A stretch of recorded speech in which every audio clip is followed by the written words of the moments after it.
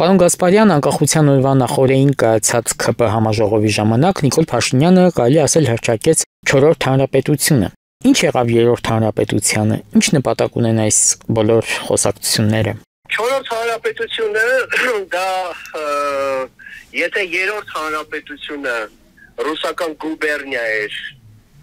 կիսագաղութային կվազի պետություն էր, քրեա օլիգարխիկ համակարգով եւ կռեմլահպատակ բաներով, ադմինիստրացիաներով, ապա 4-րդ հանրապետությունը լինելու է դե ֆակտո թուրքական վիլայետ, հայկական հարցը փակած, թաղած կվազի պետություն, ապազգային,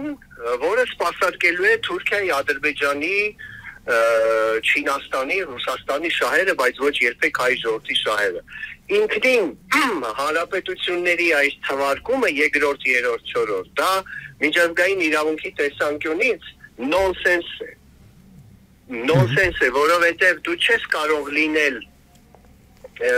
դու կարող ես լինել միայն միջազգային իրավունքի սուբյեկտ հանդիսացող պետության իրավահաջորդ։ Հայաստանի խորհրդային սոցիալիստական հանրապետությունը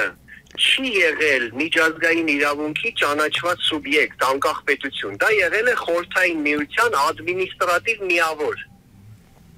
Եվ դու չես կարող լինել դրա իրավահաջորդը, այսինքն չի եղել 2-րդ հանրապետություն, հետևաբար չի կարող լինել 3-րդ հանրապետություն, եւ հետևաբար չի կարող լինել 4-րդ հանրապետություն։ Սա միջազգային իրավունքի տեսանկյունից եմ ձեզ ասում։ Եղել է, կա եւ միշտ կլինի առաջին եւ միակ հանրապետությունը,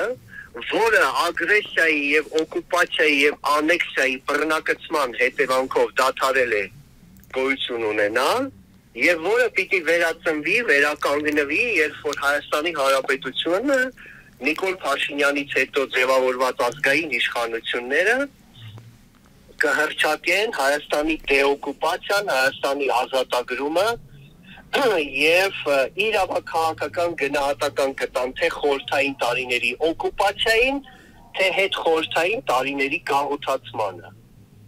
Սա միջազգային իրավունքի համապատասխանային քայլերն են, որոնց անելուց հետո մենք կունենանք ապագա, կկանխենք նոր պատերազմները եւ կկարողանանք լուծել մեր առջեւ ծառացած բոլոր մարտահրավերները։ Արցախի խնդիրը կլինի, Միջանցքի խնդիրը կլինի, անկլավների խնդիրը կլինի, թե այսպես կոչված ադրբեջանցիների վերադարձի խնդիրը կլինի։ Եթե մենք ուզում ենք եւ թե ռեպարացիաների վճարման խնդիրը, եթե մենք ուզում ենք այդ բոլոր խնդիրները լուծել ի օգուտ մեր ժողովրդի, ելնելով մեր շահերից, ուրեմն պիտի հռչակենք առաջի հանրապետության իրավահաջորդություն։ Հասկանում եք, իսկ ռուսներն ու թուրքերը այդ ամեն ինչը լավ հասկանալով, ամեն ինչ անում են, որ դա տեղի չունենա։ Հետևաբար առաջի հանրապետության իրավահաջորդությունը ոչ թե ազգային ժողովրդավարական բևեռի քմահաճույքն է կամ կապրիզն է, այլ այն պատմական հրամայականը, որը մեր առջև ծառացած է եւ որը մեր բոլոր խնդիրների լուծման միակ բանալին է, միակ։ Դուք ունեք նաև սեփական թեզերը, ըստ որոնց պետք է վերածնվի առաջին հանրապետությունը։ Ինչպես եք դուք դա պատկերացնում։ Իդեպ, երբ որ մենք խոսում ենք առաջի հանրապետության իրավահաջորդության մասին, մենք եւ ես անձամբ նաև եւ միգուցե առաջի հերթին նկատի ունեմ արժեհամակարգը։ Այն արժեհամակարգը, որի կրողն է եղել առաջի հանրապետությունը եւ իր քաղաքական էլիտան, իր ղեկավարները։ Առաջի հանրապետությունը ունեցել է ազգային արժեքներ եւ ժողովրդավարական ավանդույթներ։ Այդ ավանդույթներին համապատասխան ընտրված խորհրդարան, որտեղ ներկայացված են եղել ազգային փոքրամասնությունները եւ ընդդիմադիր քաղաքական ուժերը։ Առաջի հանրապետությունը ունեցել է ատենակալների դատարան, այսինքն արդարադատության համակարգ, ինչը որ ներկա Հայաստանը այդպես էլ չկարողացավ ստեղծել, արդար անկախ դատարան, ատենակալների դատարան։ Առաջին հանրապետությունը ունեցել է պետական լեզվի մասին օրենք, հասկանում եք, եւ առաջին հանրապետության ղեկավարները ապրել են համեստ եւ